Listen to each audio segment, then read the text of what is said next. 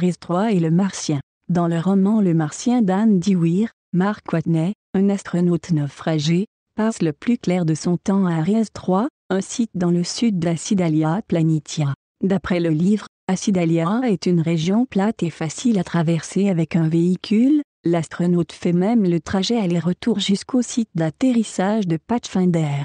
Cette zone de Mars est en fait beaucoup plus diversifiée, intéressante et dangereuse pour un véhicule que ne le dit le roman. Cette observation est proche du site d'atterrissage d'Ares III tel qu'il figure sur la carte au début du livre, et présente de nombreux monticules, peut-être d'anciens volcans provenant de l'interaction entre l'eau et la boue, ou de l'éruption de sédiments boueux. Une grande partie d'Acidalia Planitia est recouverte de champs assez denses de rochers, mesurant jusqu'à plusieurs mètres, qu'il serait difficile de contourner. Il y a aussi des fissures aux pentes abruptes, associées de grands polygones, qui seraient infranchissables. Il y a des champs allongés de cratères secondaires, dont la surface est extrêmement accidentée à l'échelle de la taille d'un véhicule d'exploration.